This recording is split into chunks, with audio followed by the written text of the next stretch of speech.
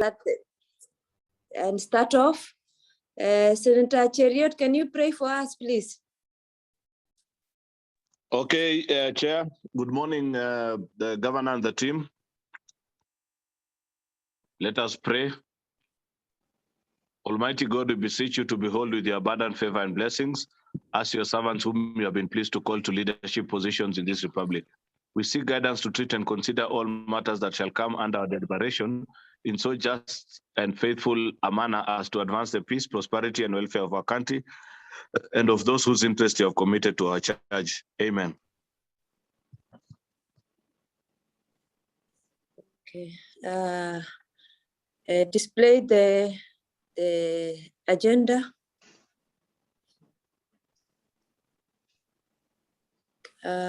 Proposer for the agenda and seconder. I propose, Chair. I second. I second. Okay, Senator Aaron proposes, Senator Wetangula seconds. Thank you. Next agenda.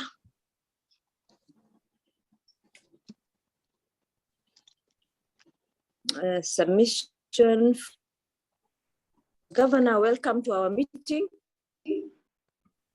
Governor of Central Bank. Thank you very much, Are you in? Yes, I'm in. I hope you can see me and I hope you can hear me. Yes, I can. Now I can. I can see you and I can hear you. I think we expect, we are ready to hear you on your submission on public debt. Have we done introduction, Chair? Sorry. Let me introduce myself if the rest have introduced themselves. I'm Senator Millicent Omanga, a member of this committee. Senator Wetangula, Senator Bungoma, member of the committee. Apologies, I think that is a procedure we skipped. Okay, all the senators, please introduce yourselves. Ross Nyamunga, Senator from Kisumu County. Okay, thank you, Senator. Senator Aaron Cheruiyot from Kericho. Thank you, Senator. Any other senator in the room? Senator Wetangula? I started the introduction, I thought. Okay, no problem. And my name is Senator Farhia Haji, member of this committee, chairing on behalf of Senator Kibiru, who is the chair of this committee. The Secretariat. Thank you, Chair. I'm Christopher Gitonga, Clerk Assistant, and we have other members of the Secretariat. They may introduce themselves. Lucy Raduli, Legal Counsel. Beverly Chivadika, Clerk Assistant. I'm Ranieri, Fiscal Analyst. Sharon Rotino, Research Officer. William Ambiru, Fiscal Analyst. Frank Mtulu, Media Relations Officer. Thank you all. Governor and your team, you can introduce yourselves. Thank you, Chair. Good morning, Chair. This is the Patrick Njoroge, Governor, Central Bank of Kenya, and I'm joined by a relatively large team.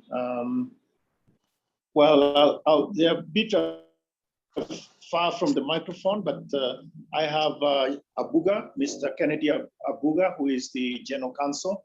I'm joined also by David Lusa, Director of Financial Markets. I'm also joined by Robert Mudida, Director Research Department. I'm also joined by Caro Anjiko, who is a researcher in the Research Department, and also, the others, but they are technical. So that is the team. Thank you very much.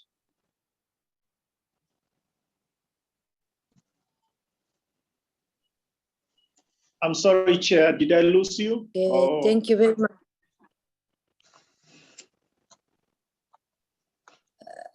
No, I can hear you. Thank you, Chair. Can you hear me? Governor, you can hear me? Yes, we can hear you, Chair. Okay, no problem. I think now we're ready to start. Governor, you can start your submission on public debt. Thank you, Chair. Thank you for joining us. And thank you for joining us for this important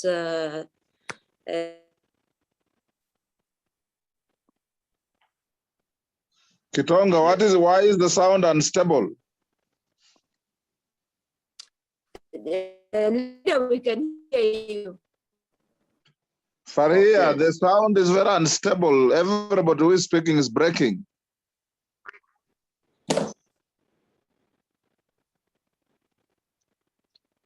Chairman, is my sound now stable? Just asking. Yes, it sounds stable now. Okay. So, Chair, with your permission, I can start if that's okay. You're also breaking. Okay, so then I think Let's confirm if to, everyone can hear you. Can Yes. you first confirm whether people can hear you, Governor? Okay, Can you I guess hear? I'm speaking now. Can you hear me speak? Farhia, Governor is stable. It is you, Farhia, who is unstable.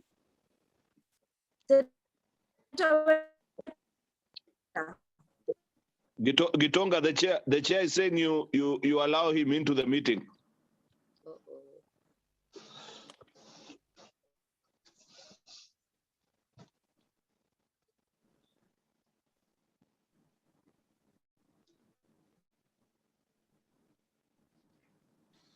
A few minutes to join in before you start, please.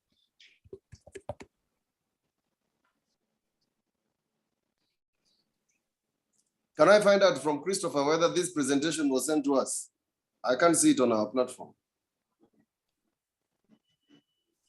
Gitonga? I think it has not been sent, but maybe it should be sent right now. It was meant to be sent right now. So why don't we just have it sent to you to facilitate your following it? Excellent. Governor, how are you? I'm fine, Senator. Good to see you. Good to see you too. Unamvua kwenu? He is not in Kenya. Sorry. I'm in Kenya. I'm in Nairobi. Are you back? Yes. Okay.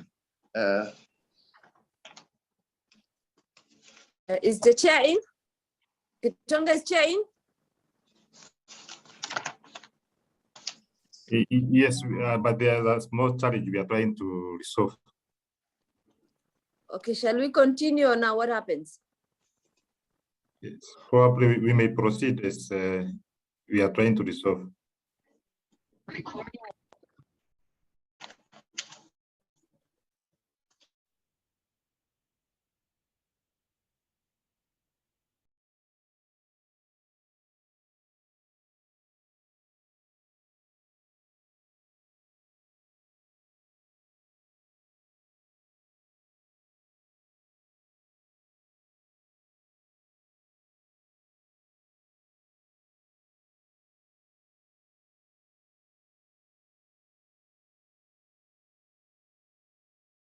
Okay, so that is the first slide, and it shows the general evolution of Kenya's public debt.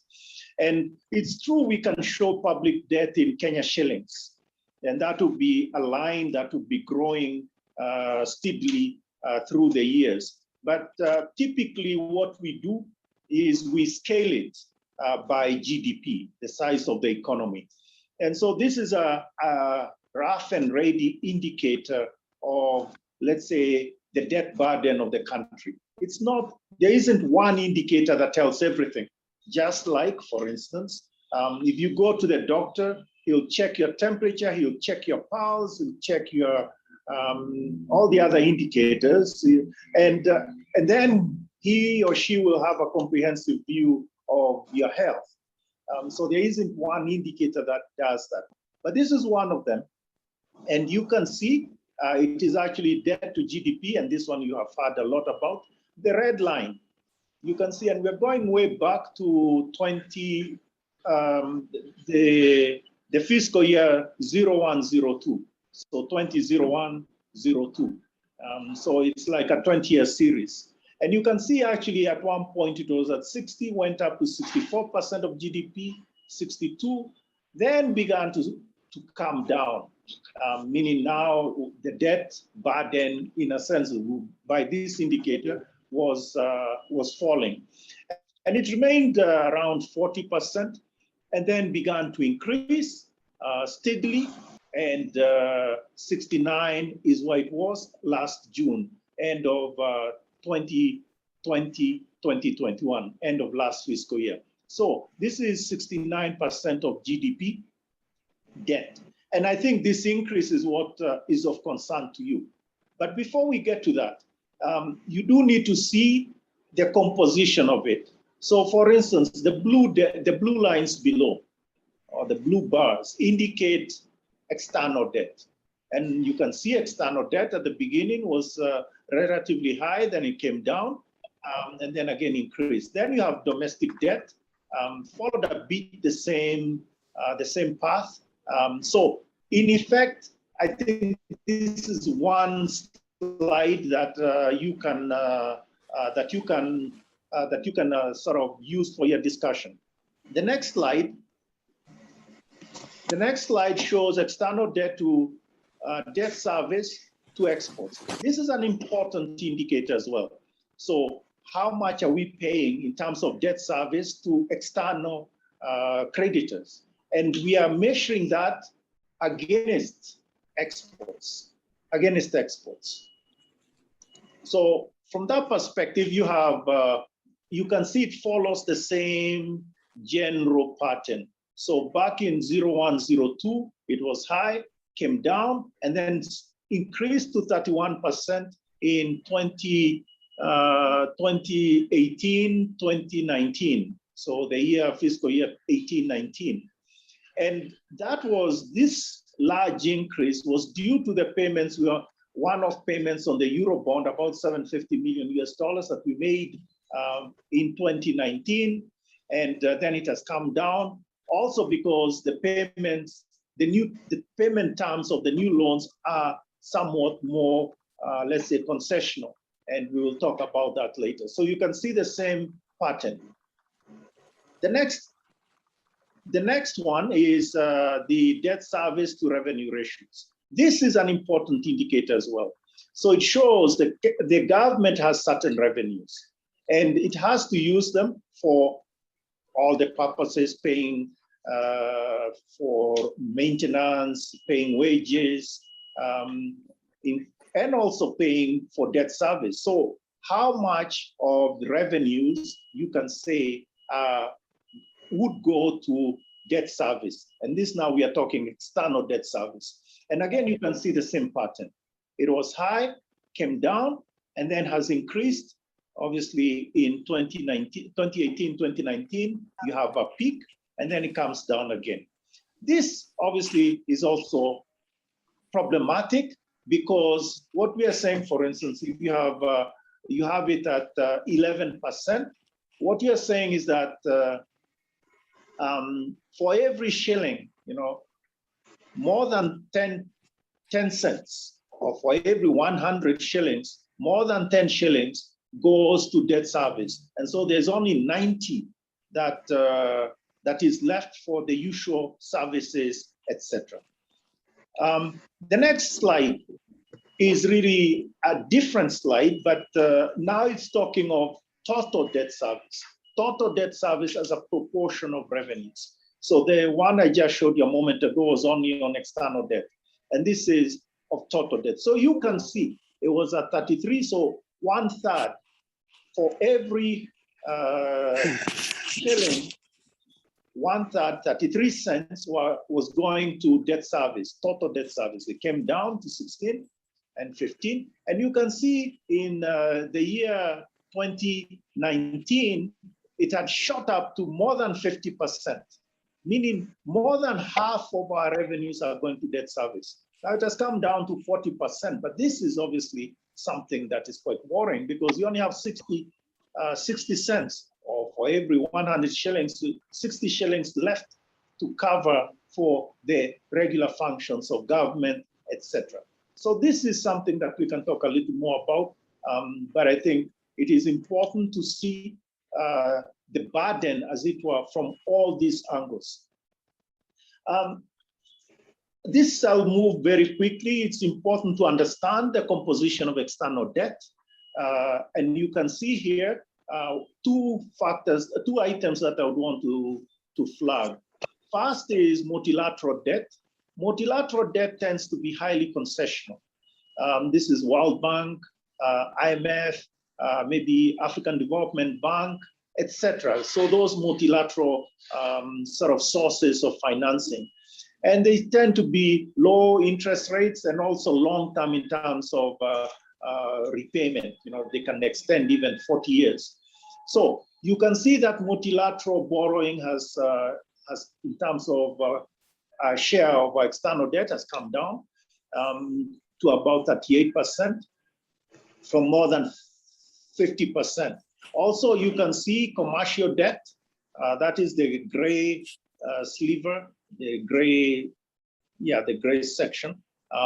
You can see in 2001, it was something like 7%. It was very little in 2010, and by 2020, it has grown to about a third. So that is something that is important to see in terms of the composition. This is a sort of a closer picture in the last 10 years, but I think it tells the same story in terms of movement of reduction of multilateral borrowing, even though that has actually increased in the last 1 year. So the share of multilateral debt has increased, and commercial debt, you can see, is still about a third. This is an important slide in terms of, no, I think we'll move on this one. Now, this is an important slide on bilateral.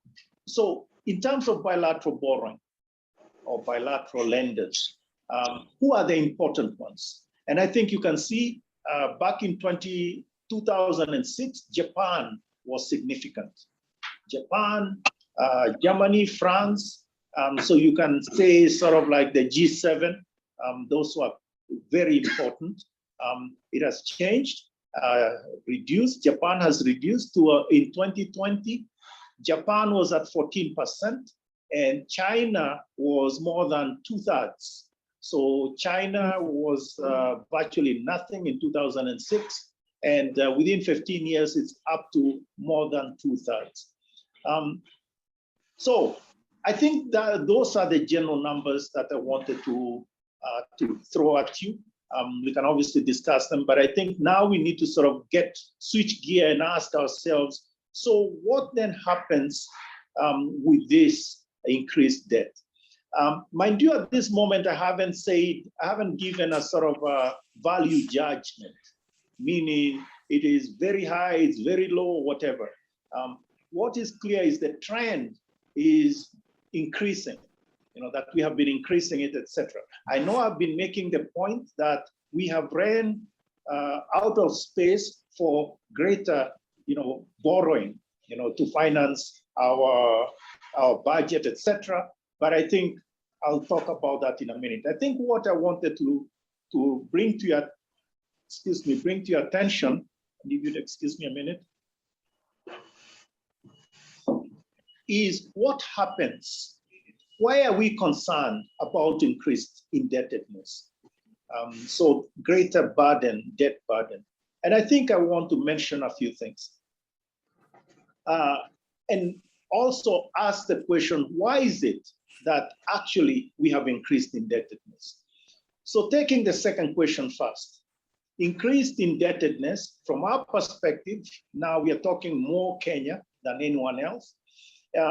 First and foremost is because of our fiscal deficit, meaning we are running a fiscal deficit because we are spending to, let's say, build infrastructure, development expenditures, but also some recurrent expenditures, education, health. All that lead to increased borrowing. At the same time, there has been increased guaranteed debt. And I think you are aware of some of the guarantees that we have had, or they are brought to your attention. There cannot be any guarantee by the national government that is not approved by Parliament. So, or the national, by Parliament. And I think the point here is that, yes, those are the causes, one of the leading causes of this.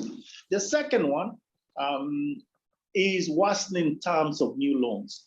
I mentioned the point that as you saw there has been less and less multilateral debt.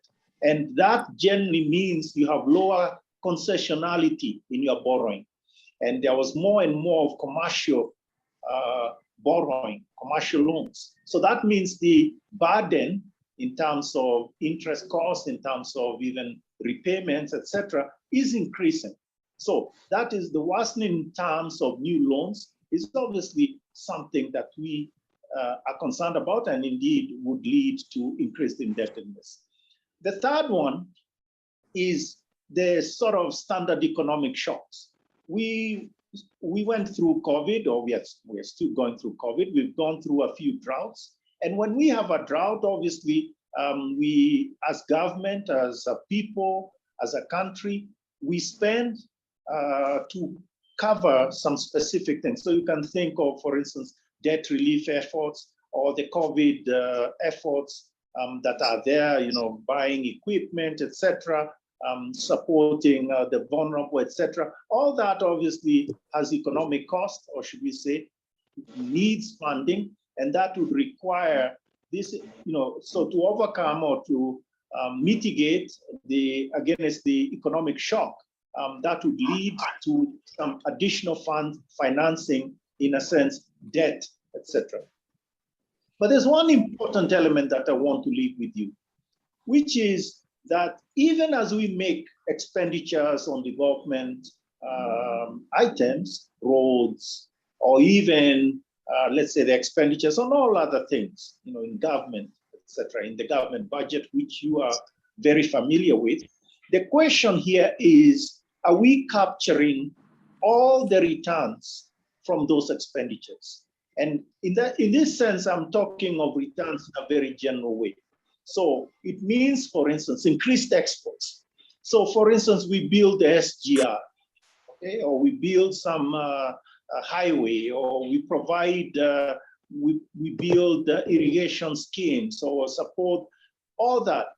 Does that lead, or has that led to additional or an increase in exports? Obviously, it increases the export capacity. By definition, that's what infrastructure should be doing, and among other things. But did private sector end up increasing exports? And that is the question. So there may be another, let's say, bottleneck somewhere that even clogged will lead to this sort of or taxes, for that matter. You know, we do need to sort of expand the tax net,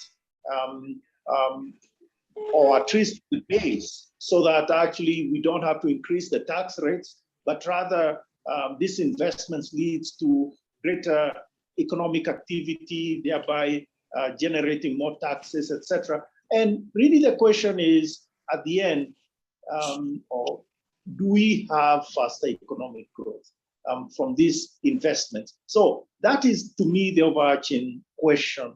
Why is it that we cannot capture more of the returns from these investments, etc.? So we'll come to, I'll talk a bit about this in the end, but in the interest of time, I'll skip that part and come to it later. No. I think we are having a problem here. Okay, so this is a slide I wanted to start with. I mentioned at the beginning that one of the issues in terms of increased indebtedness is fiscal performance, and indeed fiscal debt. And I think this is a good indication of what has been happening in Kenya. So you can see for the same period, the 20 years that we are looking at, you can see at the beginning, when actually, remember, debt was high, the debt indicators were high at the beginning in 2000-2001 fiscal year. You can see the red line that is there. That is the fiscal deficit as a percentage of GDP. So that is on the right-hand side. So that's on the right-hand side. So it begins from 1.7% of GDP, around 2, 3, and then gradually begins to climb to the 4s, to the 5s, to the 6s, 7s. shot up to 9.6% in 2016, 2017, remained around 7.5%, and the last year was at 8.4%. So this, in a sense, you could say it is sort of a screenshot, if you may, or a shot of a dipstick measure of how fiscal, the performance of fiscal. What has actually led to this sort of increased deficit in terms of obviously GDP? And I think the blue and the gold bars show it. So the blue is the revenues, the blue lines, and then the gold is expenditures, as all of them obviously scaled by GDP. So you can see revenues are falling generally, and you can see expenditures are generally rising. Now, in the last few years, they've begun to come down. But I think the point is that that gap of the height of the gold and the blue is the red line, basically, is the fiscal deficit. So first point then to you is the issue of revenues. Why is that falling? It's not enough to worry about debt. It's important to go one step back and understand why fiscal has been performing sluggishly. And you can see here right away that revenues, instead of stabilizing around 20% of GDP, have actually been falling quite a bit in terms of GDP. And expenditures have risen, and we know some of the expenditures that have been there.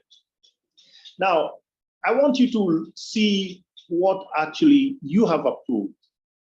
This is, obviously, the government and yourselves are aware of this problem. And so what happened is, yes, you thought, we as all the, let's say, policymakers and yourselves, you are also policymakers, although obviously focused more on the legislation to underpin these policies. You realize that that the deficits that we had were not, they need to be brought down if we need to, let's say, put the fiscal house in order.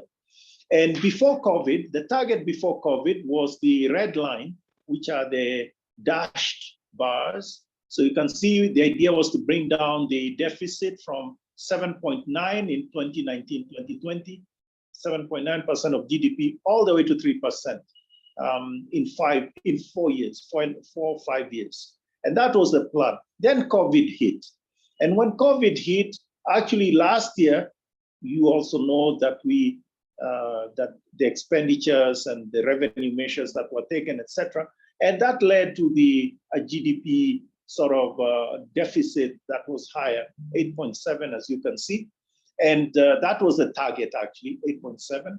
It turned out to be 8.4, actually, as I showed before. And that was the path that actually you approved. And this was in the budget, in the BP, the budget, I forget what it is called, BPS. And that is the path that actually would lead to stabilization of debt. The idea is to stabilize debt in terms of GDPs and actually to bring it down by the year,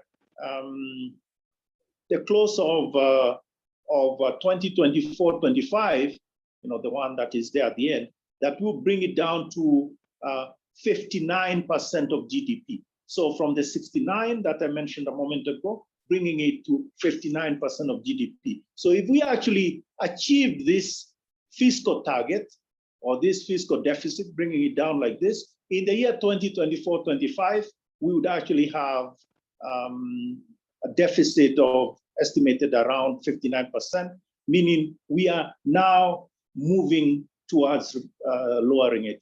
I need to add that it is not a sort of a quick fix. There's no quick fix, just like we saw at the beginning, and that's why I think the long series that I showed earlier is instructive. It takes a bit of time to begin to bring down debt in a sort of a sustainable way. And I think that's why the first target is bringing it down to beginning to turn it and begin to bring it down. And by the year 2024, 25, it will be lower to 59% of GDP. Now, I want to make a point as an aside. In the first slide that I showed you, there's a blue line that, maybe you go to it, the blue line that, that we had there at the beginning. There it is. The blue line is actually something I didn't want to speak too much about, but I think I need to tell you about it just for you to know. The point is that recently, just last week, the Kenya National Bureau of Statistics issued new rebased GDP numbers. And we have accepted those numbers because they have the responsibility to produce those numbers.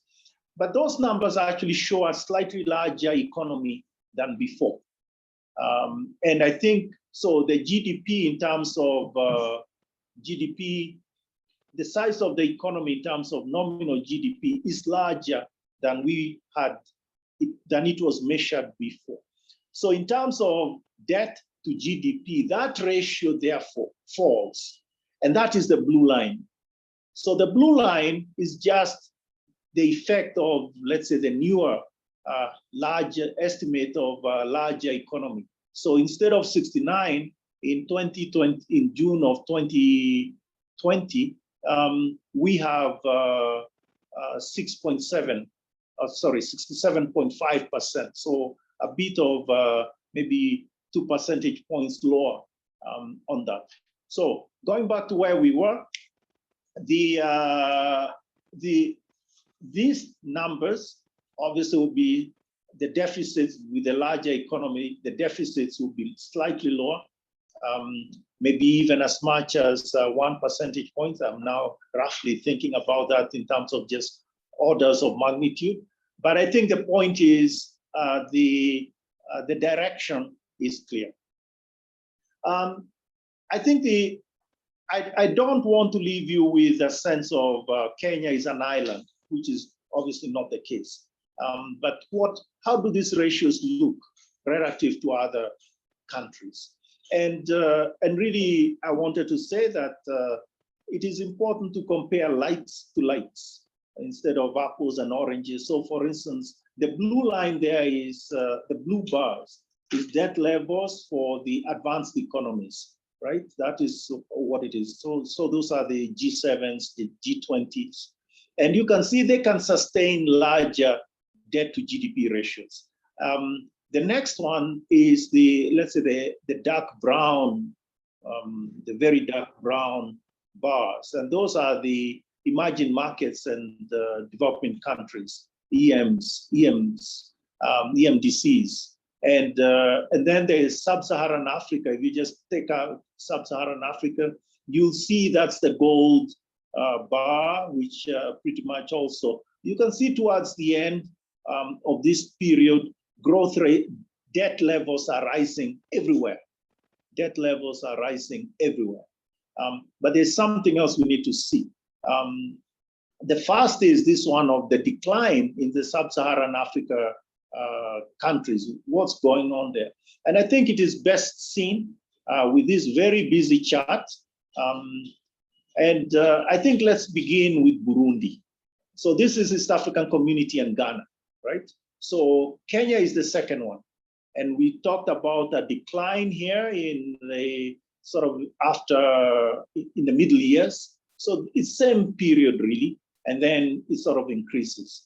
And this, by the way, is total debt we are talking, it's total debt. So you can see Burundi, there's a sharp decline from 150, actually 160%, all the way to virtually like 30% in the middle.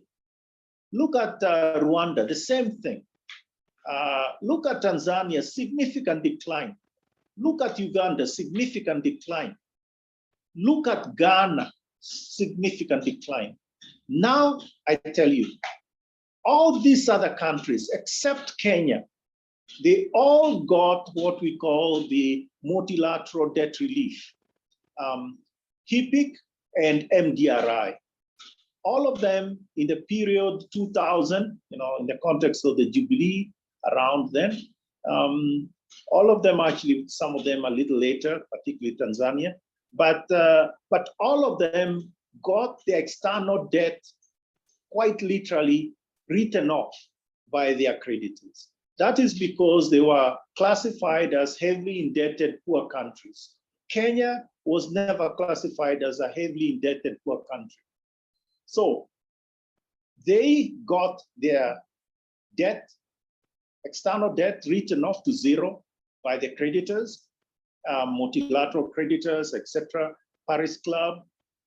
And then since then, they have built up, more or less to where Kenya is, and some of them a bit beyond, like Ghana, etc., in terms of this measure of debt to GDP. But it is important to note that Kenya has never got debt relief.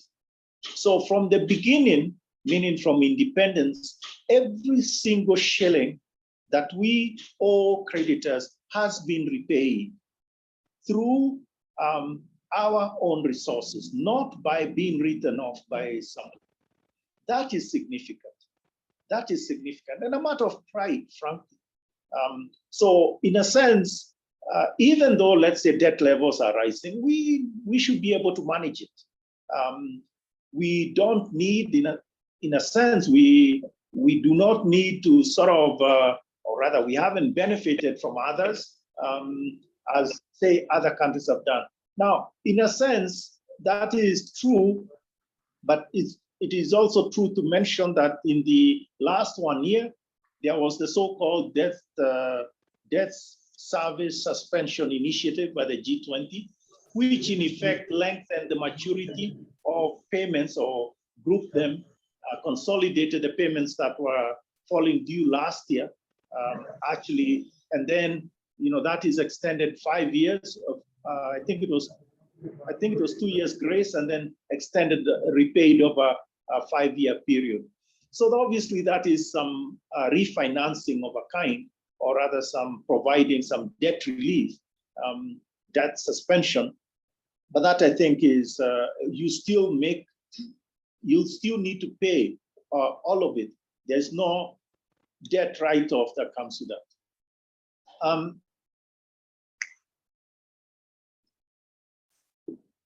So I want to skip this part, but I think I want to mention just one or two things, because you hear a lot about it.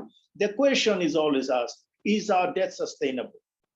And I think the point here is there are standard measures of debt sustainability. And this is known as the debt sustainability analysis. So you generally look at a country, focusing on external debt, and run it through this debt sustainability exercise and check whether the solvency indicators and liquidity indicators are problematic. And if they are problematic, that is, if they breach certain standard thresholds for an extended period, then it is classified as potentially providing, so it is classified, if indeed all indicators are below the threshold, then there's a low risk of debt distress. And if indeed some of the indicators breach the thresholds, then it is moderate. But if they breach them, let's say significantly, measured or defined appropriately, then it is classified as high risk of debt distress. And then, of course, if the country is in debt distress, as measured in various ways, including if there are arrears, etc.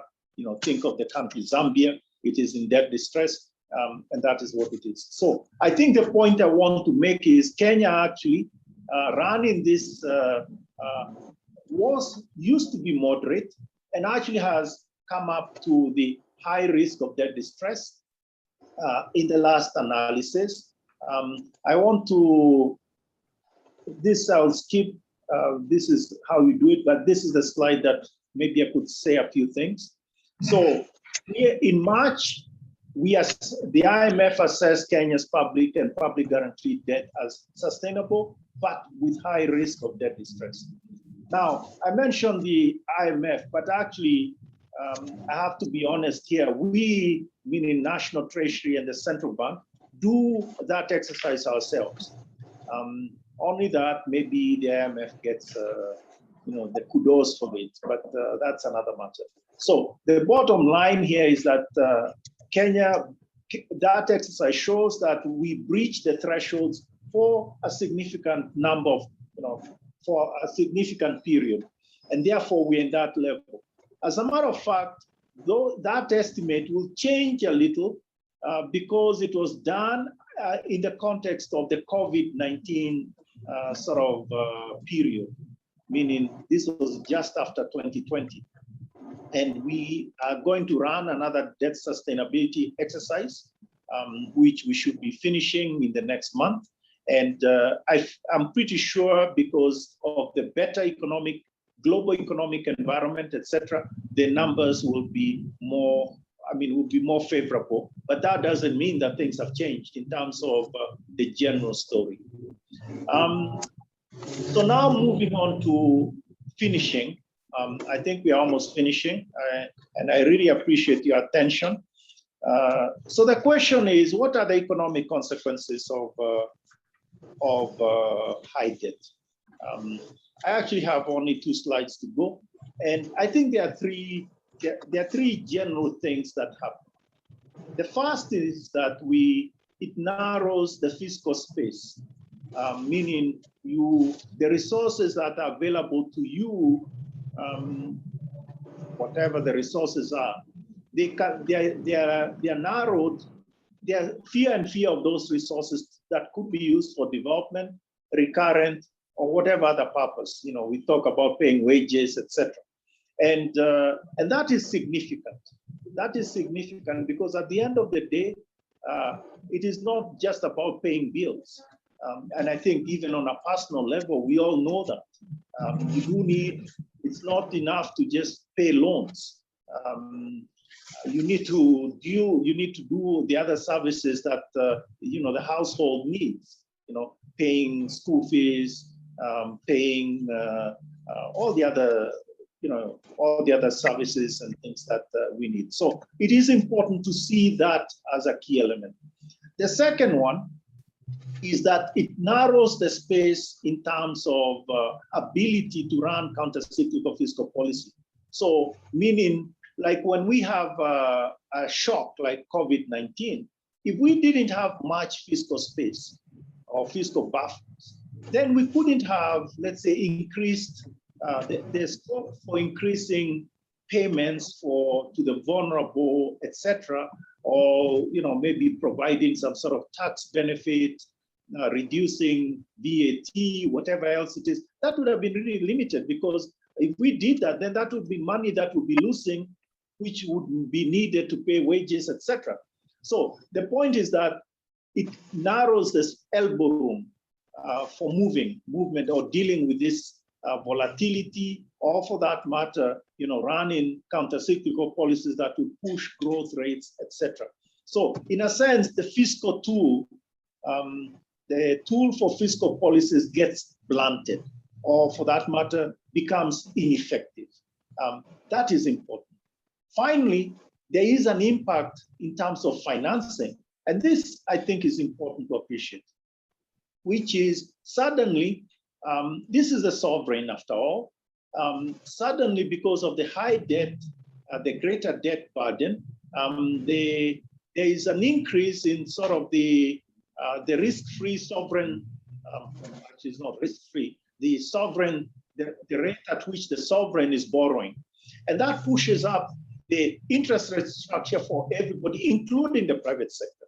So the private sector gets hit as well. And that stifles innovation, productivity, etc., and also reducing potential growth. So there are significant economic consequences for high debt. Finally, the question is, how do we reduce the debt burden? And I think the point here is we don't want to wait until it is crushing us. We need to steer the ship, away from the rocks. we need to now chart a course that is smoother, etc. And I think you know the answers here. First and foremost is to stay the course on fiscal consolidation path. So everything that you do on fiscal has to be aligned to the path that we mentioned before. So the fiscal deficit, that in a sense is sacrosanct. And even that means on expenditures, on revenues, etc. We need to maintain ourselves on that path. In a sense, you may say that that is your anchor. The fiscal path, that the fiscal deficit, the fiscal consolidation path that you have charted. That is important. Without that, then everything else is smoke and mirrors. Second is to begin thinking, and this is a point we've mentioned before, explore non-debt creating financing options for the public investments, roads, etc. And actually in this, we are pleased to note that actually this has been there's been some traction on this. Although I should hasten to add that it's not, let's say, it's not a plug and play kind of a solution, meaning no risks to this. There are risks about PPPs, which you are aware of, but the point here is that if you need to expand your options to financing non-debt financing options in private sector, in the public sector, public investment. Thirdly, which is also extremely important, is increased efficiency of public spending. There's actually a slide that I would want to show you for now. It's actually, yeah, there it is. By the way, I hasten to say that this is somebody estimating, right? So estimating, so it is some academic doing an estimate of public investment efficiency in Europe, the MENA region, Asia Pacific, etc., and then Latin America, and of course, Sub-Saharan Africa, ourselves at the bottom. And you can see they are all scaled so that 100 is where really the public, at least according to the exercise, the public investment is expected to be, meaning fully efficient. I don't want to discuss how they did it, etc. I mean, and again, I want to say that this is illustrative. It's not meant to be sort of like the answer, I guess it's called the touchstone of this question. But the point I want to make is that in Sub-Saharan Africa, you can see we are like 52%, about half. So efficiency relative to where we should be of our public investment. So we get the bang for the buck. You know, we get value for money in our investment. And you can see, obviously, we are not quite there. I wanted to just raise that in terms of showing you that we need to do a lot in terms of increasing the efficiency of public spending. And I mentioned earlier about this capturing of capturing the returns in terms of taxation, exports, etc. There's also the issue of refinancing operations, and this you have had a conversation with National Treasury, and indeed ourselves when I met you last time, I think. And I think here we have some expensive debt that is falling due in the future. For instance, in 2024, we'll have Euro bond that will be, I think it's 2 billion worth, $2 billion US worth, that will be falling due in 2024. To the extent it's possible, and I stress that, to the extent that it is possible, because some of the agreements do not allow early repayment. But to the extent it is possible, one can borrow more cheaply in the newer world where there is a cheaper finance and repay the expensive, repay early the expensive debt that is falling due in 2024. So not waiting until 2024 in order to make that payment. And that will in effect lower those peaks that may be coming, and in particular in 2024. So refinancing operations. But I should add that this would generally be refinancing of expensive debt. So looking at our debt, let's say our debt book, loan book, and looking at the items that are most expensive, and then working down to it. And again, as I say, in recent months, the last few years, we have had much more of the concession of debt. So it will generally be the more expensive older debt. And again, it should be clear that that is something that should be done sort of consistent with the agreements of those loans. Finally, and this I think is very important, is at the end of the day, it is not enough to have that fiscal consolidation path telling you about refinancing options, etc. You need to be getting regular updates sort of on course. So in the same way that I may have a plan of going from here to Mombasa, driving from here to Mombasa, or if you're flying, you may file your flight plan, but you don't wait to tell the control tower that you've made it. You know, you're only within 10 kilometers. You need to tell the control tower how you're doing during that journey. And I think this, to me, is a major weakness in our system. It is true. There is the material that is presented to you, but I think it could be much more incisive in terms of you approved this budget of a particular, with a particular deficit target. We, in the first quarter, you know, so reporting to you, say at the end of, you know, within a month of the last quarter, this is what we've done, and debt is up to this level, and therefore we are on track. We actually do that in terms of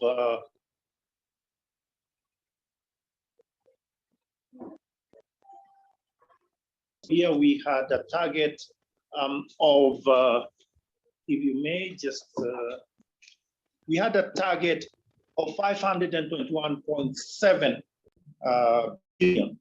That is what we were supposed to raise, consistent with the approvals that the Parliament had given to finance last year's budget. And guess what?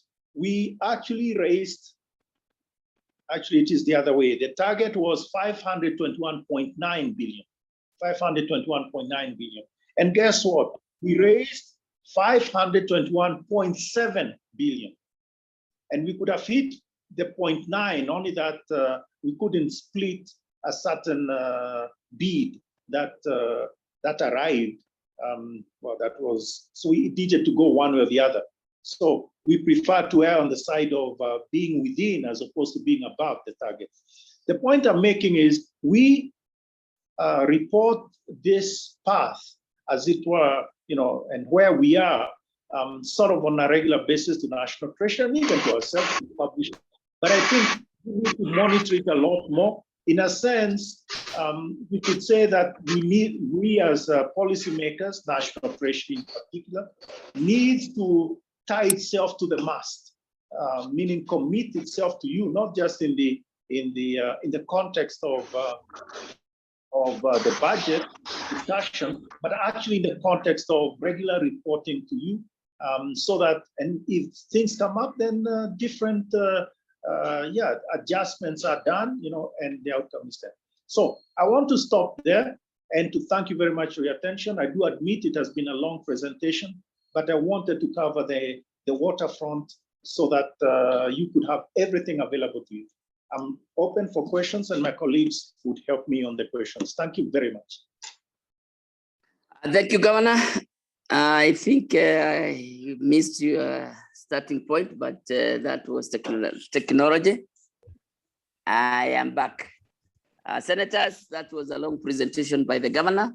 He has always been kind enough to come and give us positions of issues that we have listed. So senators, can we react to the presentation by the governor? Okay, Chairman. Yes, Arun. Good morning and welcome. Sorry for the challenges you had earlier. Yeah, it's a sabotage. I know from what side. But even now, I see you still need help with regard to how to hold your camera. No, where najua ni bottoms up. You're showing us you're showing us your trickle down, your ceiling. Anyway, Chairman. Nikonata, you can see. Okay, good. I want to thank the governor for a very elaborate presentation. As always, he never disappoints. I think this is the second or the third time he's come before us with this particular topic. As it is, we continue to have the struggle we had the last time he came before us on how comes as a country it is not possible to tell as at of this day, say 15th of September 2021, what is our debt exposure as a country? And that speaks to something he has mentioned with regards to reporting, the reporting mechanism. And I must appreciate, Governor, that you have pointed that is our responsibility, which as Parliament we have actually derelicted or not lived up to the expectations of Kenyans with regards to ensuring that we receive those reports as expected. My question, or rather, I'd wish to get comments from the governor, whether in his studies and the observance as a regulator in the finance sector in the Republic, they have been able to establish other channels of securing a country from this kind of, it's helping countries that have got huge appetites for borrowing, like Kenya, by ensuring, for example, and this is just an example you'd give, if there is a better mechanism you can propose to us, that there be put in law, either, I think, and this has to go to PFM, a system through which before a country is advanced alone, either by the multilaterals or even commercial, any place that you're borrowing, that there is a check-off list that is known internationally, that if you're lending money to Kenya, the Minister for Finance must present to you the following. And you say an approval from Parliament, maybe a seal from the judiciary, something from Central Bank, just trying to put in checks, Bwana Governor, so that it's just not by a signature. As it is right now, so long as you can find a Ukuri attorney with his pen, Kenya borrows. And I think that has been one of our major sources of this kind of exposure. So what are the proposals? What would you think of at the top of your mind as a way through which to ensure that we have a more rigorous system of ticking off before Kenya borrows? Thank you, Chairman. Thank you, Aaron. Yes, Junior, and you have been missing in action. You have fines to pay. Thank you, Chairman. Chairman, well, for the governor, thank you for the presentation. But allow me to say that the question of debt bothers this committee and bothers me. And I would like to know from you, because I saw what some draft shallow document, which the Treasury called National Debt Borrowing Policy, whether Central Bank is involved in this document, because it's important. And allow me to, in a sense, congratulate you on the work that you're doing as governor. But it worries me that if we had a governor of the Central Bank who was dancing to the whims of central government, as it were, would possibly be in a worse situation than we are already. Now, it concerns me because I asked the question to Treasury on the SGR, and permit me to even bring you to attention what the loan terms are for purposes of SGR and what the government was thinking, because we must have a policy. Otherwise, those who argue that some of these debts are a threat to our sovereignty are right. Now, the debt of 327 billion shillings, the interest rate is 2%, the repayment period is 13 years, the grace period is 7 years. Now, you don't need to be a genius to know that, in fact, we are going to default on this loan, if we haven't already. The second one, for phase 2 of SGR, which is compounds the previous one, The repayment period is 15 years, grace period is 5 years. The interest premium rate is 6.93%. Now, there are two loans, they have different terms, they have different payment platforms, and there is no explanation as to why we have such punitive repayment rates. Now, anybody who is helping a country would not borrow 327 billion shillings without a feasibility study that would show that in the grace period, you are able to recover the amount that we have invested and we are able to repay.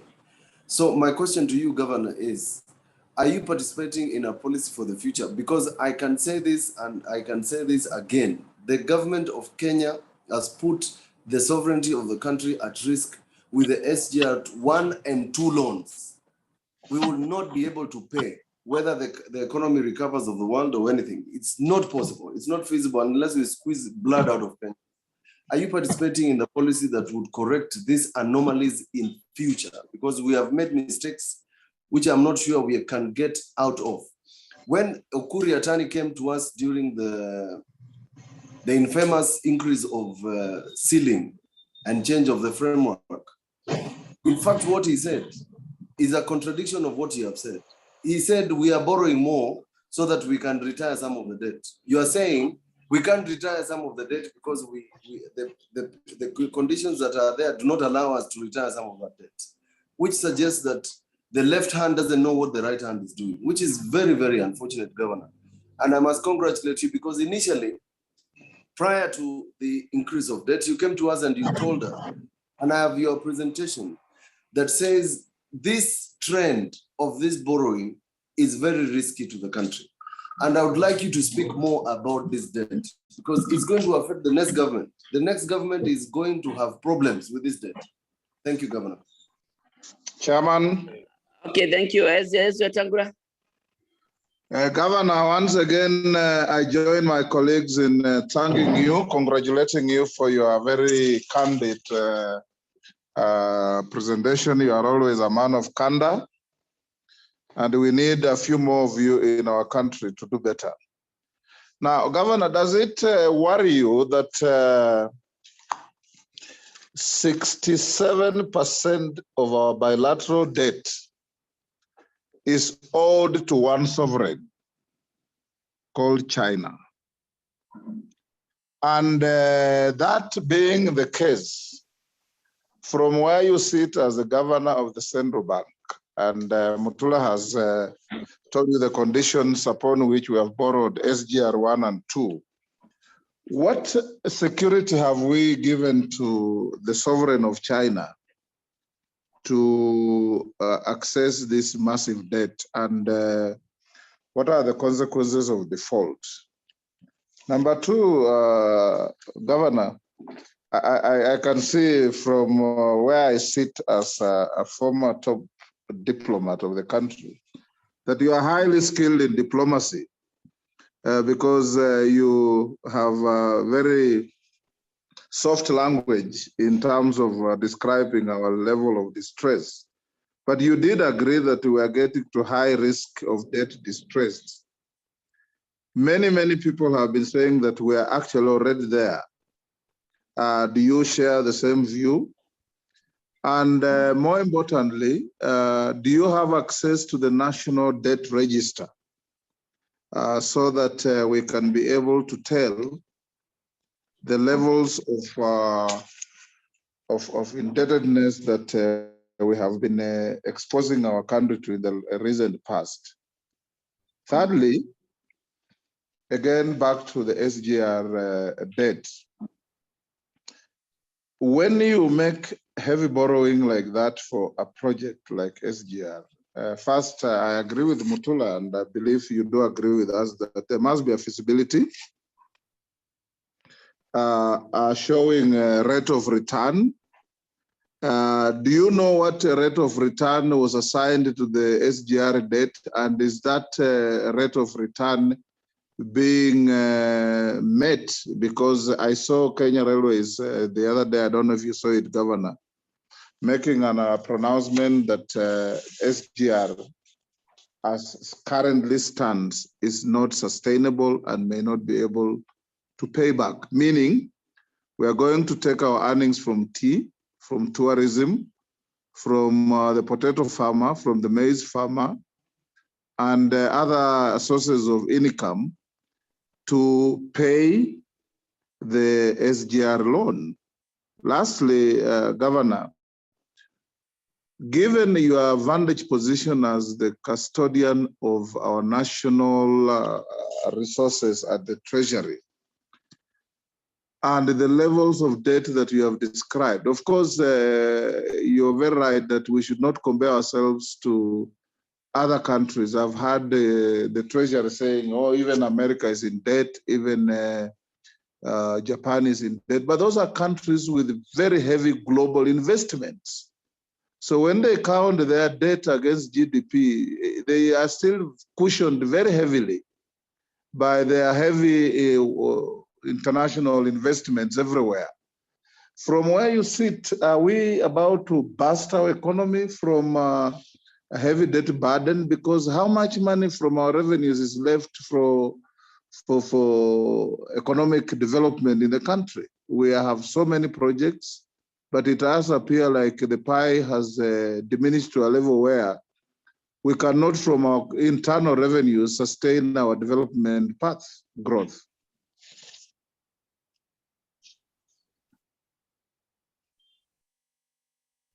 Thank you, Chair.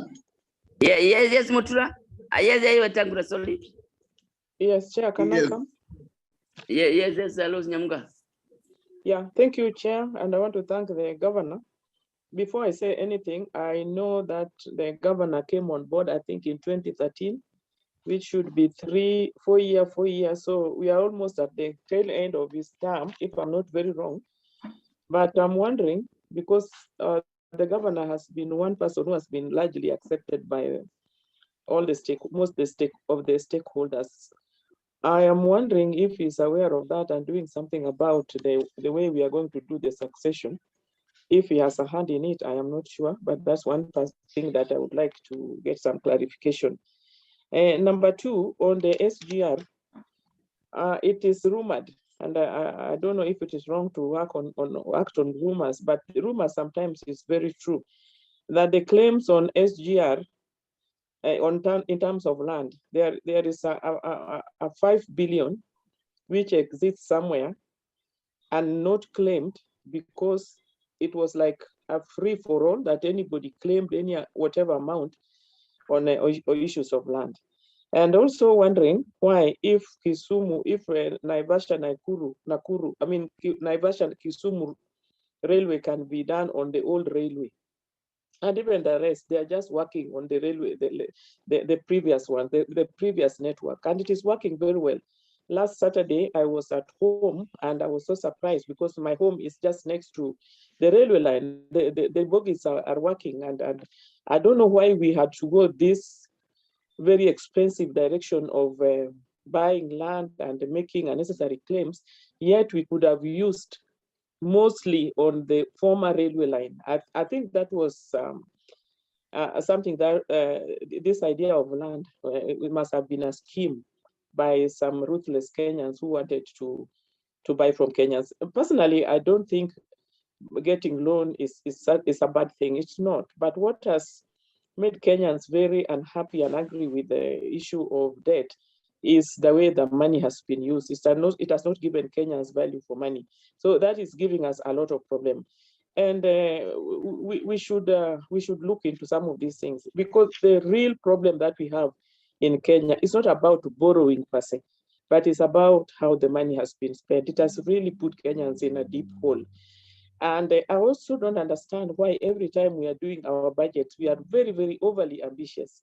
Why can't we move at some pace that is generally acceptable to our economy? Because we can't just say we are borrowing, and we want to do this and do that. Yet we are hurting ourselves. Like right now, Kenyans are hurting because even yesterday there was an increase in petrol, which is a very, very, it's a terrible thing because it affects everybody. So this ambitious budget is putting Kenyans into a very awkward situation. And lastly, Is there a way, Governor, that we can say that if a country is performing well, efficiency of performance, like if you take a loan and you perform very efficiently, is there a way that the lenders can work on concessions such that if you are very efficient, maybe you get some rebate or something like that? Is there a way that can, that I know the debt we have now is already, it's already a done deal, but for future, is there a way of putting these debts in a much better way so that we also measure the efficiency of governments? Thank you, Chair. Thank you, Senator Lewis. Looks like, Governor, we will get as many questions as your presentation. Anybody else before I comment? Chair, do you mind if I first deal with this before? Before my mind is short, I am normally, I keep it short and sweet. No, it's okay. And it's okay. I only have 3 issues so that when you conclude. Very good. The question I wanted to put forward is, we have seen, like you in your presentation where I saw you when I got in when you were presenting, the increase in percentage of the commercial loans. From a business point of view, because I think Kenya sometimes must make commercial business decision. Why would we be going for expensive loans? Is there, don't we have a policy? Would you, from where you sit, be advising, or would you advise that we go for commercial loans? And this is why you can see banks are laughing all the way to the bank, making a lot of profit, even when all other industries are not making money. That's one. Two, you also indicated that from 2013 to date, China has taken over as the biggest, is it multilateral or bilateral donor? And not donor, yeah, the one, the debtor. Why did we make a shift? Were there merits, or we were motivated by other issues? That's true. The other one, Governor, and I asked this question to the Treasury the other day. The Treasury, this is just probably you give your opinion. Being the custodian of the country resources, ministry departments of ministries make decisions on what infrastructure to build. They come up with BQs and they do all the others. We have seen a road from Galizeni Lamu, a gravel road that is going to cost close to 86 million per kilometer. And we keep on asking, this is borrowed 17 billion. 86 million can build any kind of tarmac road. So wouldn't it be fair when you people sit, because I believe they keep on consulting, you keep on consulting each other, to be able to create a department at the Treasury that looks at the BQs that are brought, because these people are making us borrow for projects that are not viable. I don't want to go back to the feasibilities about the Kenya Railways, the SGR. Thank you, Governor.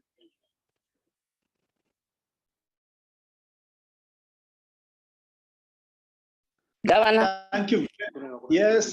Thank you, Chair, and thank you very much, members, for your rather, let's say, insightful questions, I think. But maybe I'll take them not individually, but more or less try and group them. And I hope at the end of it, I'll have covered everything. And if not, Chair, I obviously would appreciate your pointing it out to me. So the first point I think I want to begin is, Chair, your point about decisions on infrastructure, etc. And I can say that we in the central bank are not involved in those decisions.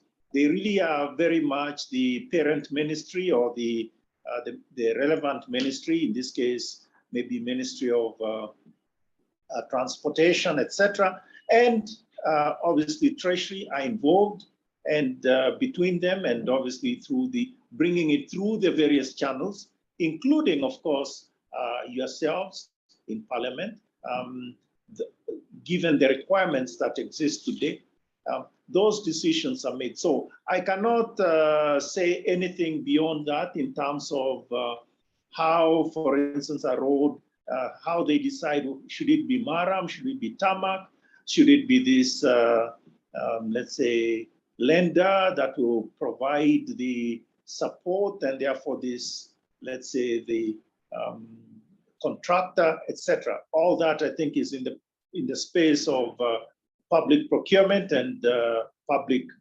borrowing, as I indicated. I do understand the point, though. Yeah, okay. I do understand the point, though, that the issue here comes back to value for money.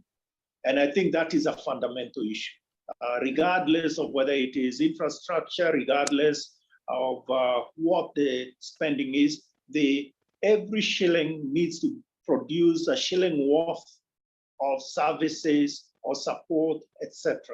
So I think that bigger issue has to be with us forever. And I think it is not just a public sector issue. It is a private sector. Every one of us, if you spend X amount, you want to be sure that you're getting full value for that. That question then relates to, maybe I should come to the issue of some of the specific borrowings. And I think a lot of the questions, starting from obviously Senator Mutura, Kilonzo, Wetangula, Nyamunga, all of you senators, and I think even Senator Cheriot at the beginning, all of you in one way or the other mentioned the issue of the SGR. And I think this is a big issue in Kenya, for not only for the reason that it is a large, and indeed probably the largest investment that we have seen in recent years. The other large investments, Lamu Port, for instance, LAPSET, etc. But I think this was the first of these large ones, even larger, of course, than even the Thika Road, etc., etc. But I think the point I want to make on this one is the following. First is, yes, we were not involved in the discussion that led to that. So I cannot add to what you know or dispel, contradict rumors or whatever else it is. I don't have the, let's say, the information, the relevant information that would, let's say, set the record straight on this matter, how the decision was made, etc. But what is clear is that it was a large investment, and in effect, it is something like I think it's somewhere around 11% of our external debt today. 11% of our external debt. But I think the point here is, therefore, the terms of it, the terms of that whole, of lending, I think those are things obviously that have warped our repayments, or warped our, let's say, or pushed up our debt burden in terms of, say, debt service to exports, debt service to revenues, etc., as I showed before. Can I say that we have understanding as to why China was the one that was chosen here? By the way, I want to make the point more to the chair that because of that decision and all the other investments, and let's say the infrastructure investment that China or Chinese lenders and Chinese contractors have been doing in the country, that debt that is, let's say, related to China has increased. So the share of China in that pie chart has increased, as Chair, you mentioned. But I think the point is we should appreciate that it is the individual decisions that led to it. And I don't think the decision was one of, well, we do need to increase the share of China. It was more, there's a project, we are going to finance it in a particular way, and that is what led to this increase. Having said that, I think it is accepted that the decision would not only be financial, it's also in part political. I mean, I think, or should we say diplomatic decision in terms of those things. And I think in terms of bilateral lending, a lot of it it's not just financial, it is also political in terms of bringing those countries together and maybe having a basis for mutual support in particular ways. So I think this is a bigger item, and the SGI in a sense is one of the elements of this. Now, coming back, Jenny, to the first question of the chair about the increase in commercial debt. And I think here is where China, some of that was commercial. So the SGR, there was a significant portion that was commercial in terms of the terms. There has also been other loans, syndicated loans, and indeed also the Eurobond. All those are commercial, external commercial, on commercial terms. And that's why that share has increased, as you rightly mentioned. So I want to cover some of the other things. I think there is an issue about data, which I think Senator Cheriot raised, and also actually even Senator Watangula mentioned this question, asked this. The question is the national debt register. Do we as central bank have access? Do we know debt levels, etc.? Well, I can say two things. First, in terms of domestic debt, we know it to the shilling, So we know exactly what the state is in terms of debt. We know who owns it, etc. Why? Because that is a responsibility that we are carrying out in terms of, let's say, borrowing on behalf of government and managing the domestic borrowing in terms of, let's say, T-bills and also T-bonds. So that we know for sure. And so I would say that at any time, and we publish those data on a weekly basis on our website, and even after the end of every auction, we publish the information. So that is something that is there. The issue is on the external side. The external side, the National Treasury is the one that manages that quote unquote debt register. So they should know what have we borrowed, to who, how much have we disbursed, etc. How much has been disbursed, etc.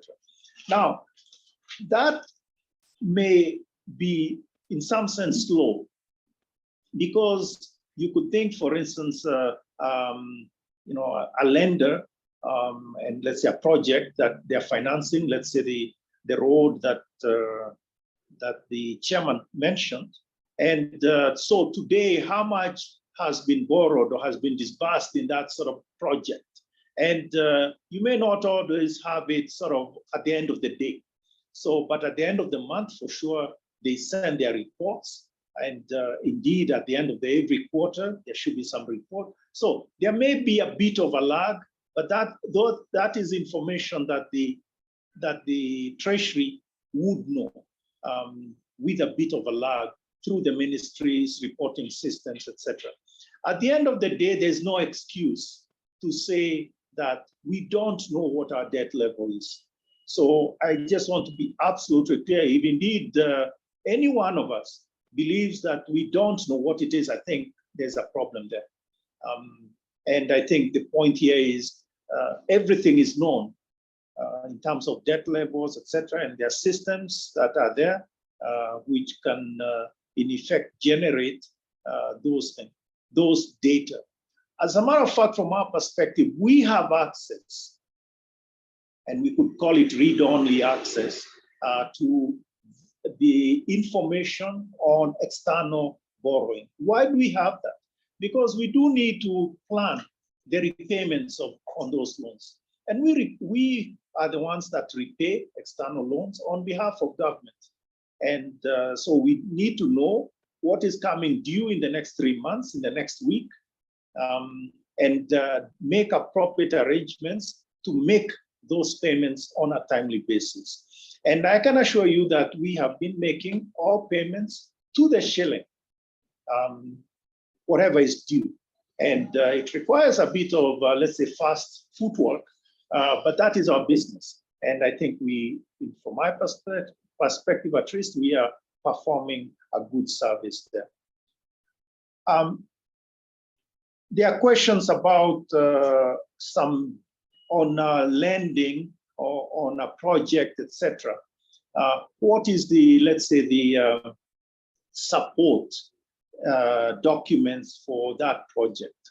And I think there were questions about, for instance, the feasibility study that could have been done by whoever on a particular project. In this case, you are mentioning the SGR, and sort of appreciating whether one, in a technical way, you can sort of say the return, the rate of return, but I think one could say what are the benefits, both to the government and indeed also to society of a particular project.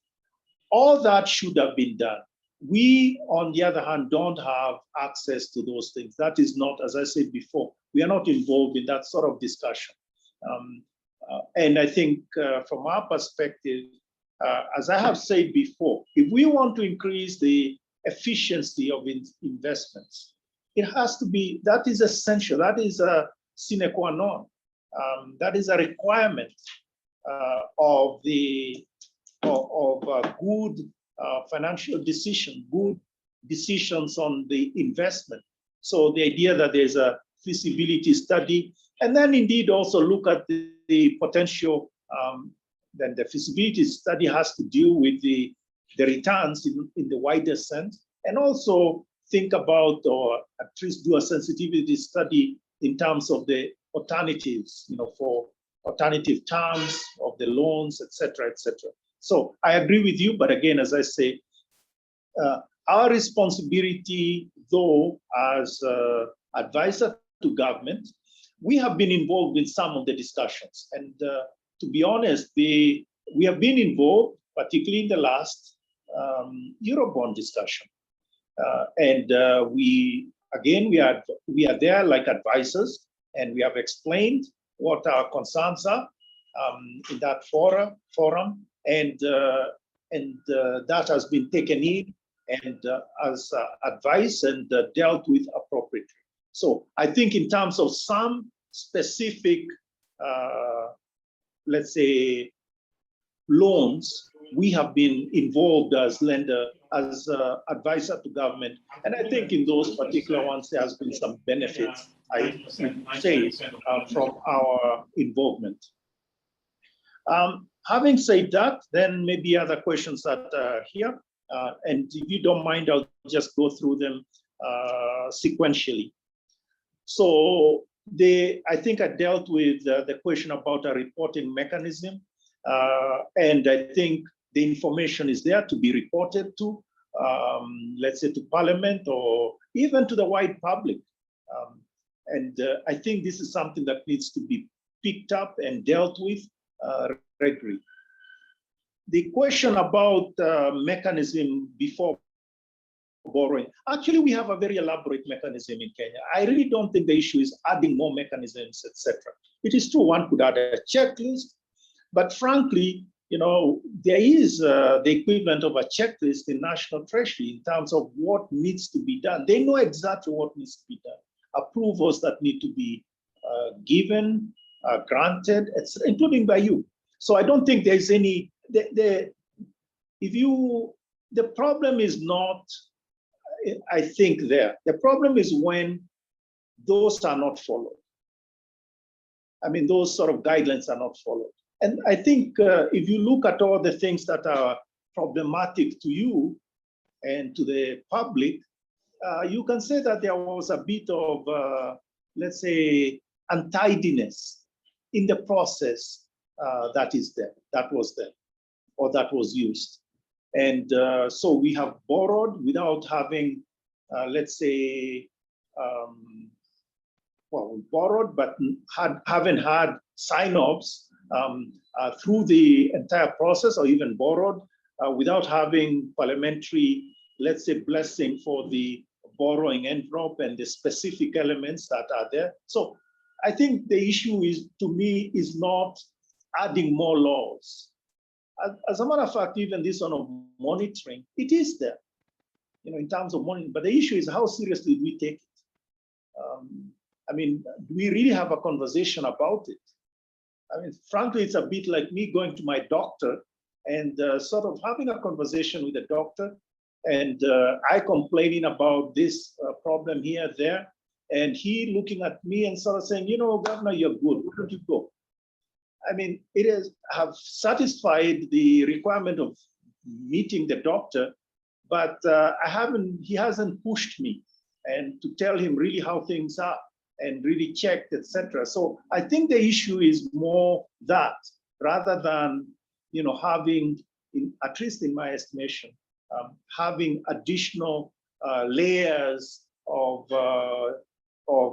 let's say, control. The controls we have are just fine if we would use them correctly, aggressively, etc. Senator Kilonzo did ask several questions. I've dealt with some of them, but I think here I want to stress, and actually some of the questions that you raised related directly to the SGR. The only point I would make here is that, yes, we as an advisor to government do get involved in some of these discussions. And I think the issue is the sum, right? I cannot push myself into a conversation, even though maybe there's a rumor of a conversation, etc. We don't quite do that. I think you understand the point. So I think the issue here is making sure that we are that we provide our input, and also you provide your input in some of the things. So I think the process is there. The issue is when is it used, when is it not used? Senator Tangula raised some questions about very specific, does it worry me that we have this much that is going to debt service in terms of revenues and in terms of, let's say, even.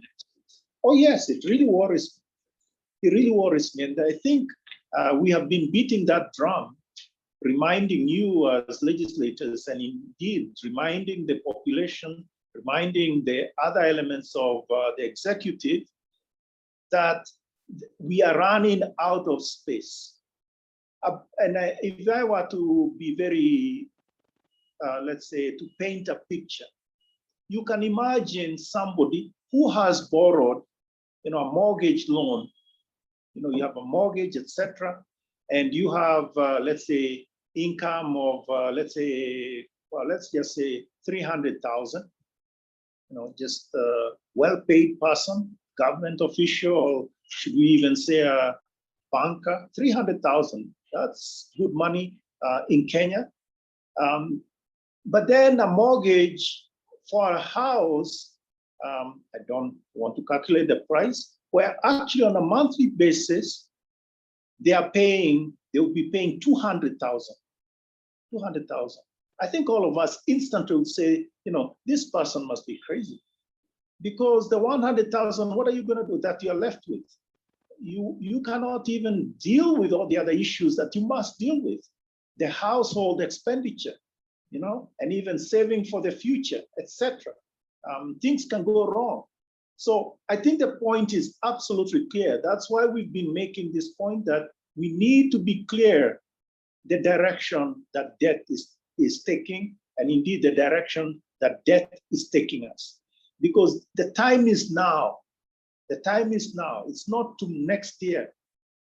It's not in 2 years' time. It is today that we have to start that journey. So absolutely clear that that's why I personally was very grateful to have this conversation with you, because I think it starts a conversation based on solid information. And that's really why we spend so much effort to give you a very detailed presentation so that everything is with you.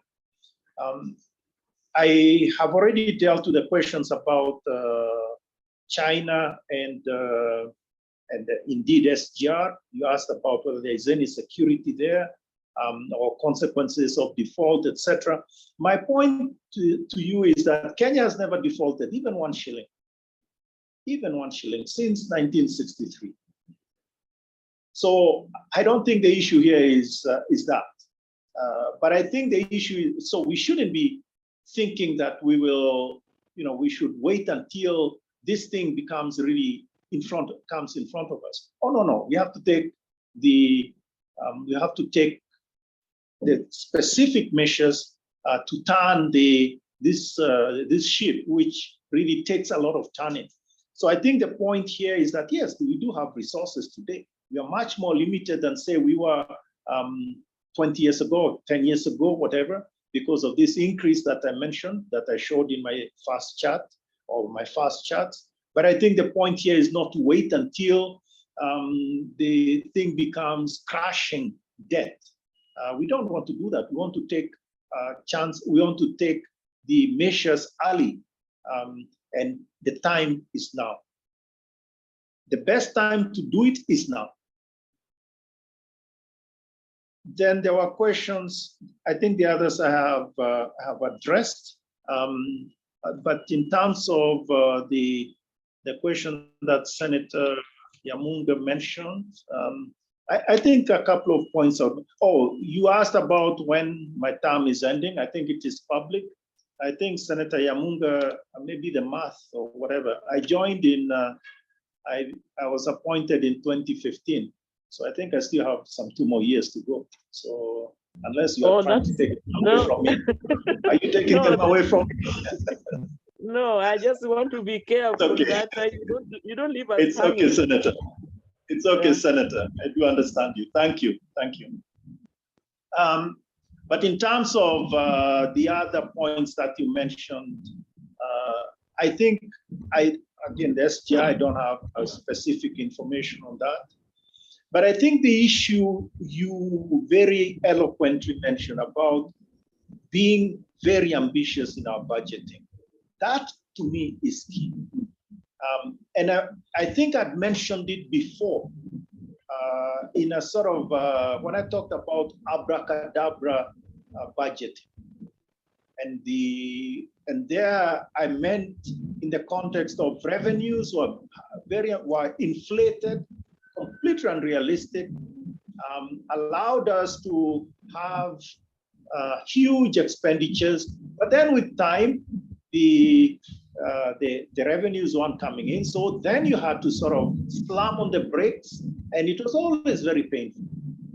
But I think the last budgets that you have, the last budget in particular, that one was quite realistic, I think. And I'm not talking just in the context of COVID-19, but there are also other things we need to do. So it is realism in terms of the envelope, but I think there's also other things. We need to be selective. Selectivity, I think, is very important. Meaning, it's better to finish. I mean, I guess this is a principle that applies everywhere.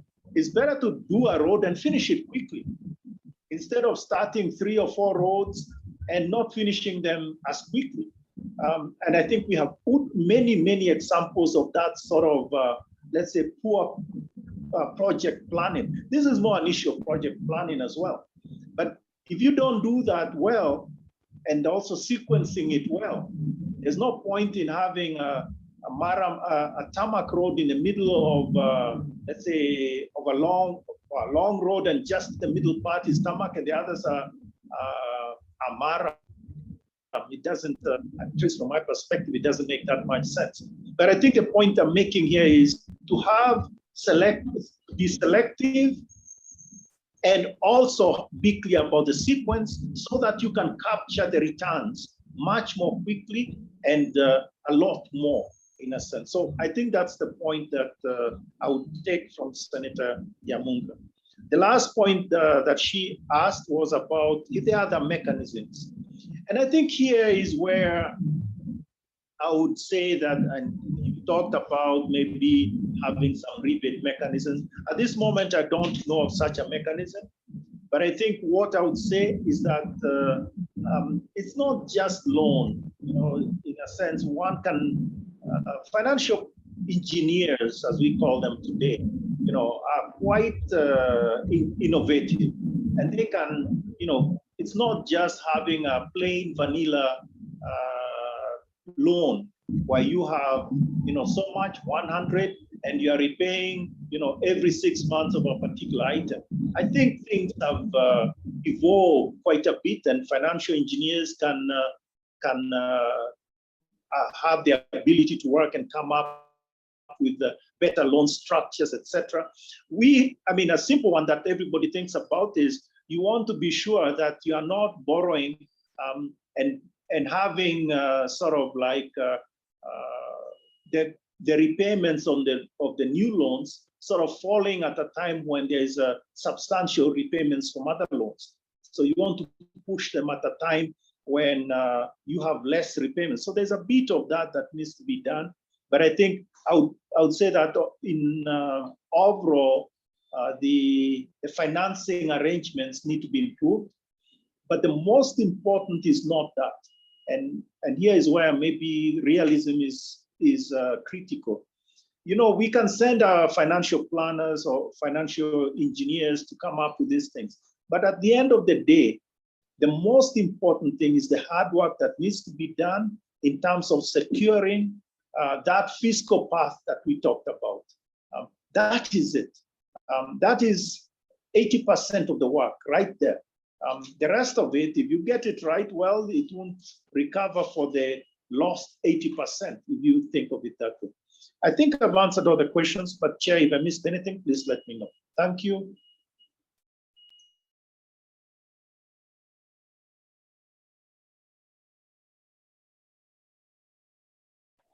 Hello. Yeah, I forgot one thing. Yes.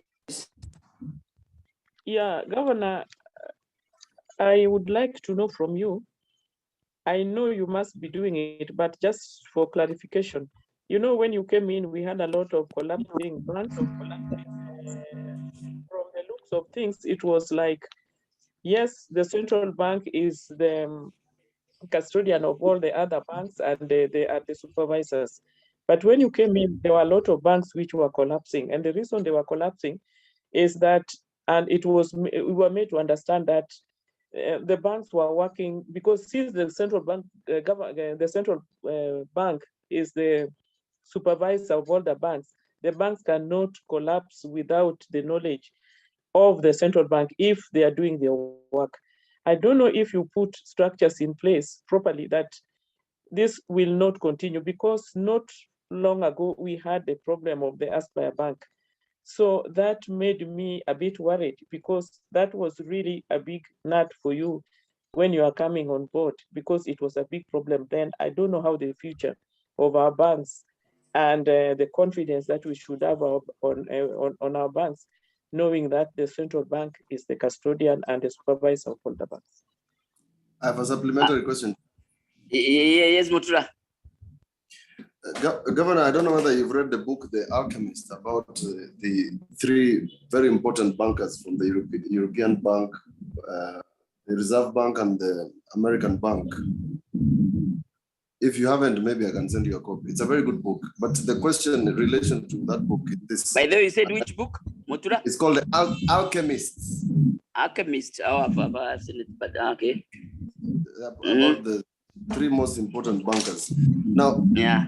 Perhaps we, Governor, for a future date, when you appear before, and the chairman maybe forgot to ask you, we're just wondering, for purposes of protecting devolution, which is really the biggest gain of the 2010 Constitution, is there a way you can be the lender of last resort for purposes of shareable revenue, to the extent that for purposes of shareable revenue, if it's 370 billion,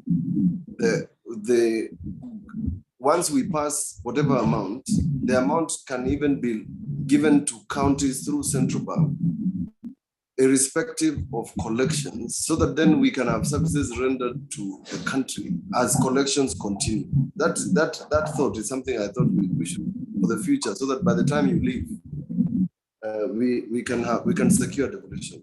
It bothers me a lot that the devolution is centered around collections. It's almost nearly day to day.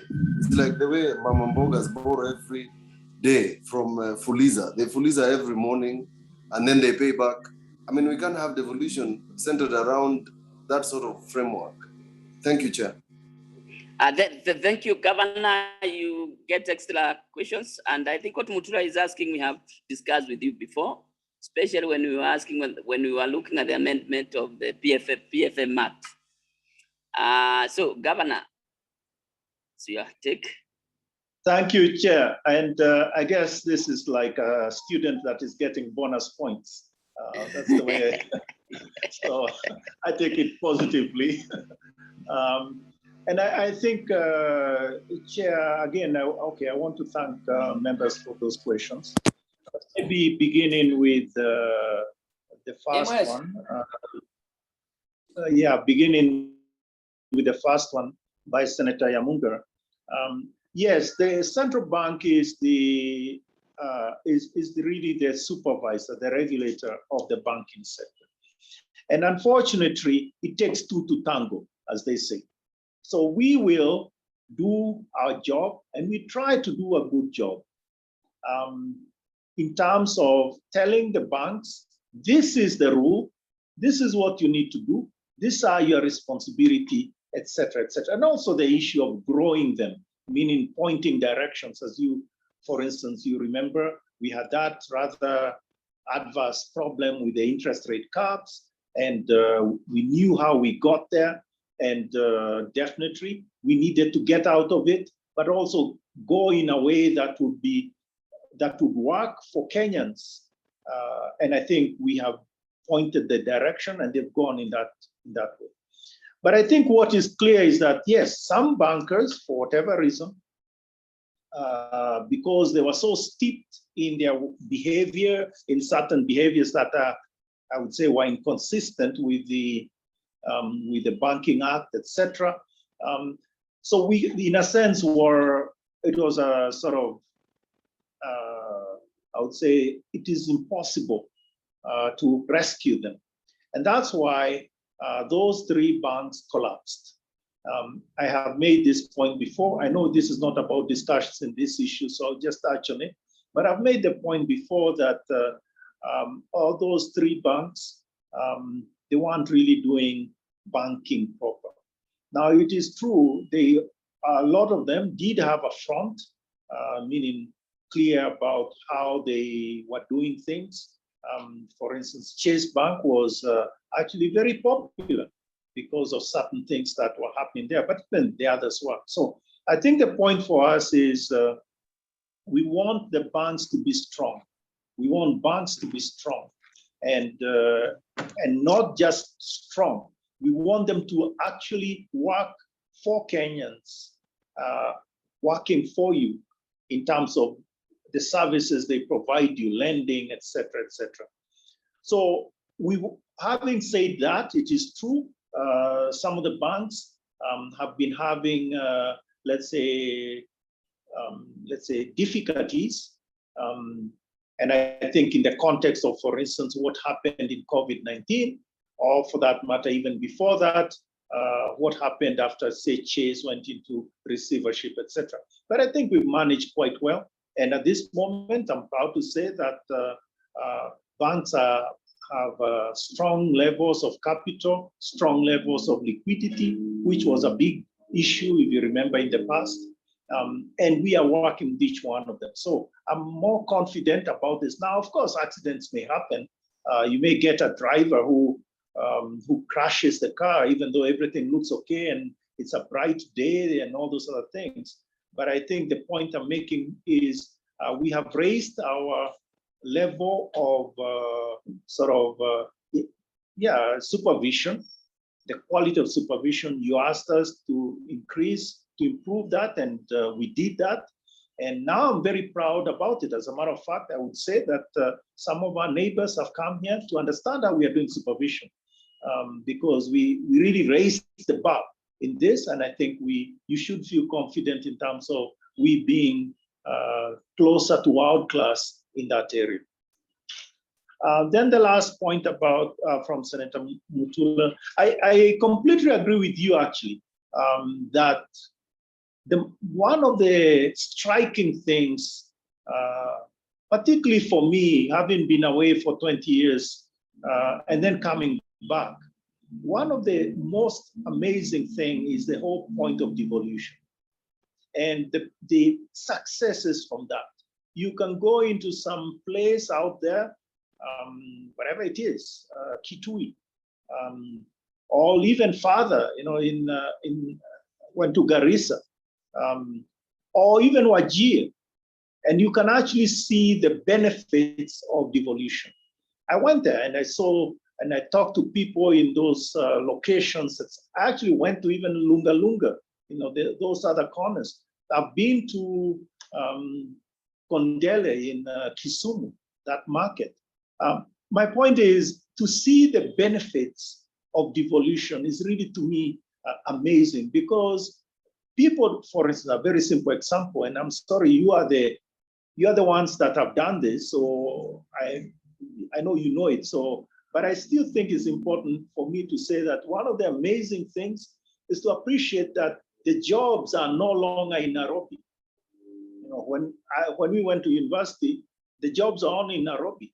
I mean, Thika, no. Mombasa, maybe. But I think the point here is that the jobs are everywhere in all 47 counties. Now, of course, there are some differences in counties, but those are things that obviously need to be polished. So I agree with that, and it has to be protected. But I think the point about the mechanism exactly of the collection and having some sort of blending mechanism, that is something that, again, as I say, the engineering of that can be thought through, because it has to be captured in the context of the PFM Act and also in the context of your concerns, whatever they are. But I think here is where, as advisor to government, obviously we are willing to carry that conversation going forward. So thank you, Chair. Thank you, Governor. Any other question for the Governor? Senators? The Governor had promised to visit me in Kisumu. He has not visited Kisumu Central Bank. Governor, you Rose Nyamuga visit to Kisumu Central Bank so that she can see the new notes. And be assured that you'll be getting good notes. Senator, I am embarrassed that I haven't been there. It's been now several months. I actually haven't been, I've only been out of Nairobi proper once. And I think that's when I went down to meet senators in Mombasa. Unfortunately, I have been locked in here, but I definitely want to visit Kisumu.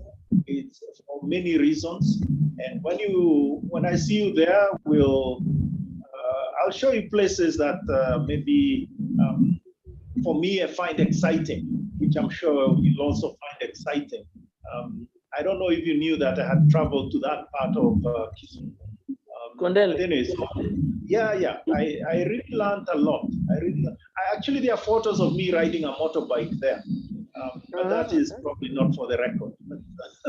So I look forward to meeting you there. But senators, one last thing, Chair, if you don't mind. Yes, Governor. I again, as I said last time, I look forward. I enjoyed this conversation, and I look forward to other conversations with you. So in terms of other issues of the economy, etc. And as I had mentioned before to Senator Mutula Kilonzo, even regular discussions with you, not in an aggressive sort of environment, but just, where are we with the economy? How am I seeing things? I'm already doing that with the private sector, with others. I really think we could have that conversation, but obviously, as fits your schedule, as fits my schedule. So I look forward to that. Thank you very much. Thank you, Governor. I think unless any other person has, any other senator member has any other question, I think we have given this debate, this discussion, it's fair share of time. And unless there is a newbie, we may want to release the Governor. Senators? Because I believe we'll have our staff, our secretariat of course, digesting further and simplifying what the governor has said, summarizing what he has said in view of the kind of report that we'll be taking to the Senate.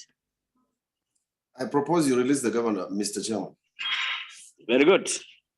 Governor. Thank you. Thank you, Chair, and thank you, members. Have a very good day. Thank you. All the best. Thank you. Good day. Good day. Good day. Thank you. Senators, anybody with an AOP? Aaron, you have been missing. You have not been attending meetings. Sit down. Sit down. I can see you waking up. You can see I want to